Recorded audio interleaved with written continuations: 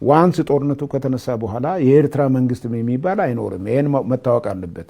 ሶ ጂኦግራፊውም ይቀየራል። ፎር ዛት ማተር መንግስቶች ይቀየራሉ፣ ጂኦግራፊውም ይቀየራል። ዝም ብሎ አይነት አይደለም፣ በቀጠናው ማለት ነው።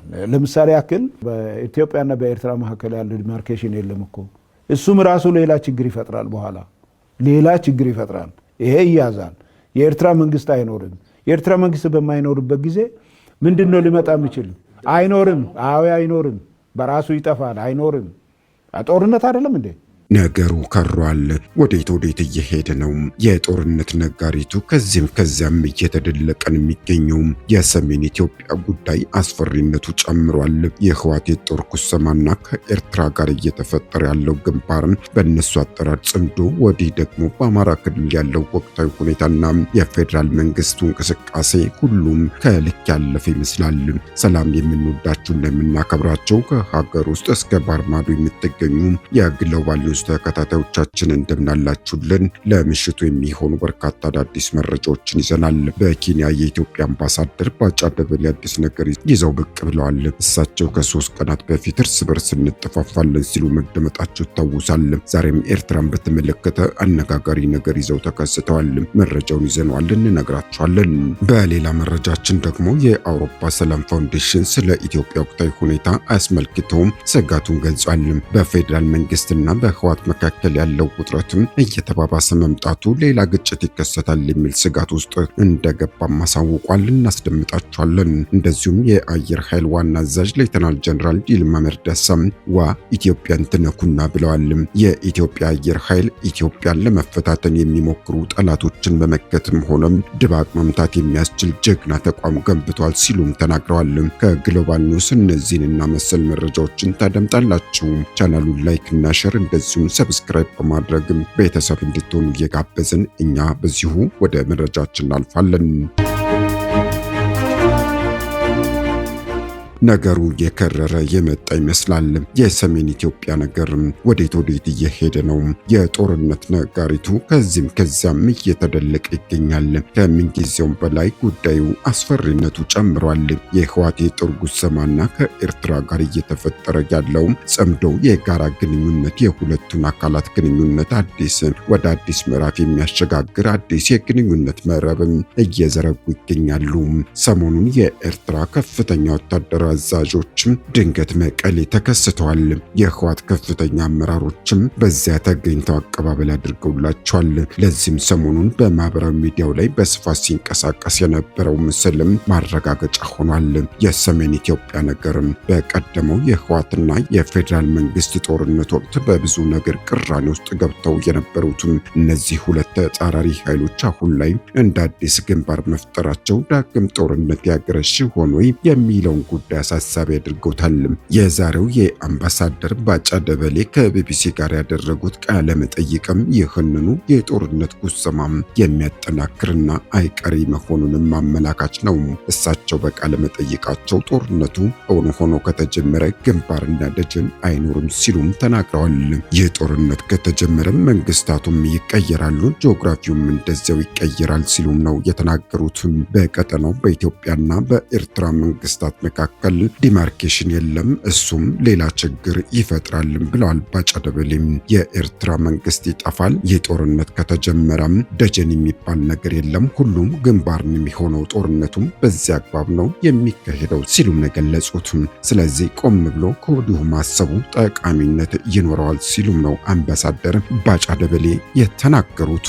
አምባሳደሩ ከትናንት በስቲያ የትጥቅ ትግል ከመጨራረስ ውጭ ትርጉም ያለው ፖለቲካዊ ለውጥ አያመጣም ማለታቸው ማይዘነጋም። እሳቸው የትጥቅ ታጋዮችን አቅም ሲገልጹም 4 ኪሎ ክፍት ሆኖ ኑና ግቡ ቢባሉ እንኳን ፋኖም ሆነ ኦላ ወይም ጃልመሮ መጥተው የሚያደርጉት ነገር የለም፣ መሪዎቹም ሀገር የመምራት አቅም የላቸውም ሲሉ መደመጣቸው የሚታወስ ነው።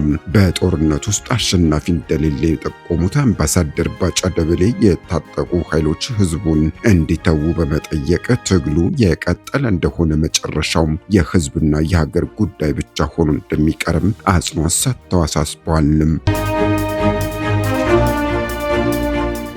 የተከበራቸው ግሎባል ኒውስ ተከታታዮቻችን በዚሁ ወደ ሌላኛው መረጃችን ስናልፍ ደግሞ በፌዴራል መንግስታትና በህወሓት መካከል ያለው ውጥረት እየተባባሰ መምጣቱ ሌላ ግጭት ይከሰታል የሚል ስጋት ውስጥ እንደገባ የአውሮፓ የሰላም ፋውንዴሽን አስታወቀም። የአውሮፓ ሰላም ፋውንዴሽን በኢትዮጵያ ፌዴራላዊ መንግስትና በህዝባዊ ወያኔ ሓርነት ትግራይ ህወሓት መካከል በቅርቡ እየጨመረ የመጣው ፖለቲካዊና ወታደራዊ ውጥረት ተባብሶ ሌላ ግጭት ይከሰታል የሚል ስጋት እንዳለው በመግለጽም ውጥረቱን በማርገብ በሰላም መፈታት እንዳለበትም አሳስቧል። ድርጅቱ በትናንትናው ዕለት ባወጣው መግለጫ እንዳሳወቀው ከሆነ ከአካባቢውና ከዓለም አቀፍ መገናኛ ብዙሃን የተገኙ ዘገባዎች በአዲስ አበባና በመቀሌ መካከል ያለው ግንኙነት በቅርብ ሳምንታት ውስጥ እየተበላሸ መምጣቱን ያሳያል። ይህም ሁኔታ በኢትዮጵያና በሱዳን አቅራቢያ ባሉ የድንበር አካባቢዎችም አዲስ የትጥቅ ግጭት ሊቀሰቀስ ይችላል የሚል ስጋት መፍጠሩን ጠቁሟል። የፕሪቶሪያው ስምምነት አስከፊውን ጦርነት በማቆም ብሔራዊ እርቅና ዘላቂ ሰላምንና እምነትን ለመገንባት መንገድ የከፈተ ታሪካዊ እድል ቢሆንም በአሁኑ ወቅት በትግበራው ላይ የተፈጠሩ አለመግባባቶች በተለይም በትግራይ ጊዜያዊ አስተዳደርና በህወሓት መካከል ያለው ውጥረቶች እንዲባባሱ በማድረግ እንደዚሁም ደግሞ በመቀሌና በአዲስ አበባ መካከል እያደገ የመጣውን አለመተማመን እስካሁን የተመዘገቡ አዎንታዊ እርምጃዎችን አደጋ ላይ እየጣሉ መሆኑን አስታውቋል። ለፖለቲካዊ አለመግባባቶች ወታደራዊ መፍትሄ ሊኖር እንደማይችል የጠቆመው ፋውንዴሽኑ ወደ ግጭት መመለስ በከባድ ጥረት የተገኘውን ሰላም ወደ ኋላ የሚመልስና ሰብአዊ መከራን የሚያበዛ ነው ሲልም አስጠንቅቋል። የሰላም ፋውንዴሽኑ አክለውም የኢትዮጵያ መንግስትና ህወሓትም በከፍተኛ ሁኔታ ትዕግስታቸውን ሊያሳዩ ይገባል ያለ ሲሆን ውጥረቱን ከሚያባብሱ እርምጃዎች እንዲቆጠቡና የፕሪቶሪያውን ስምምነት ሙሉ በሙሉ ለመተግበር ዳግም ቁርጠኝነታቸውን ማሳየት አለባቸው ሲልም ጥሪ አቅርቧል። በተጨማሪም እንደ አውሮፓውያን አቆጣጠር በ2030 ዓለም አቀፍ የሰላም ተነሳሽነት መሰረት ሁሉም ወገኖች የህዝብን ደህንነትና ጥቅምን ከማንኛውም ፖለቲካዊና ወታደራዊ ፍላጎት አስቀድመው በመስጠት ልዩነቶቻቸውን በሰላማዊና አካታች በሆነ ውይይት ሊፈቱ እንደሚገባም እናምናለን ሲል አሳስቧል።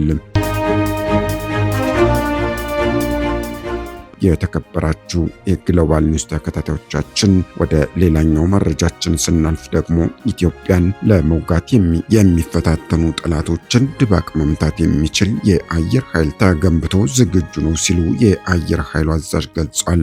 የኢትዮጵያ አየር ኢትዮጵያን ለመፈታተን የሚሞክሩ ጠላቶችን መመከትም ሆነ ድባቅ መምታት የሚያስችል ጀግና ተቋም መገንባቱን የአየር ኃይል ዋና አዛዥ ሌተናል ጀነራል ይልማ መርዳሳ ገልጿል። ዋና አዛዡ ይህንን ያሉት በኢፌድሪ አየር ኃይል የ3ኛ አየር ምድብ አስመዝግቧል ላለው የላቀ የግዳጅና የስራ አፈጻጸም ስኬትም አስመልክተው በድሬዳዋ ከተማ በሚገኘው የምድቡ ጠቅላይ መምሪያ የእውቅናና የምስጋና መርሃ ግብር ባካሄደበት ወቅት ነው ተብሏል።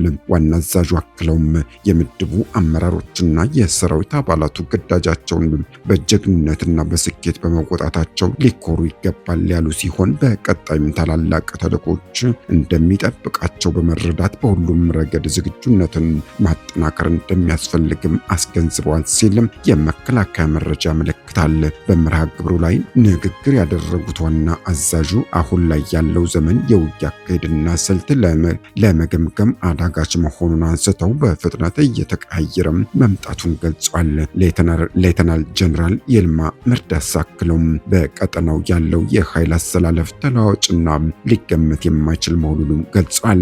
የሚለወጠውን የውጊያ አውድና የኃይል አሰላለፍ በመገንዘብ አመራሩና ሰራዊቱ ራሱን ከጊዜ ወደ ጊዜ ማዘመን እንዳለበት አሳስቧል።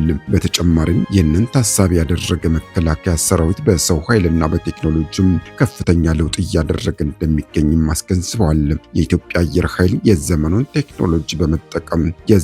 ቴክኖሎጂ መጠቀም የሚችል የሰው ኃይል በማብቃት በርካታ ፓይለቶችን፣ ቴክኒሻኖችን አመራሮችንና የአስተዳደር ባለሙያዎችም እያፈራ መሆኑንም በመግለጽ የዘመኑን የውጊያ ቴክኖሎጂዎች እየታጠቀ እንደሚገኝ ማረጋገጣቸውን የመከላከያ ሰራዊቱ ያወጣው ዘገባ ያመለክታል። ሌተናል ጀነራል ይልማ መርዳሳ ሶስተኛ የአየር ምድብ የሪፎርሙ አካል በመሆን በርካታ ስራዎችን ያከናወንና ልዩ ታሪክም ያለው መሆኑንም አንስተዋል። አዲስ ማለዳ የክልሉን ኮሚኒኬሽን መረጃ ዋቢ አድርጎ መዘገቡም የሚታወስ ነው። የተከበራቸው ግሎባል ኒውስ ተከታታዮቻችን ለምሽት ያዝናቸው መረጃዎቻችን እነዚህ ነበሩ። ቻናሉን ላይክ እና ሼር እንደዚሁም ሰብስክራይብ በማድረግ ቤተሰብ እንድትሆኑ እየጋበዝን እኛ በዚሁ እንሰናበታለን። ሰናይ ጊዜም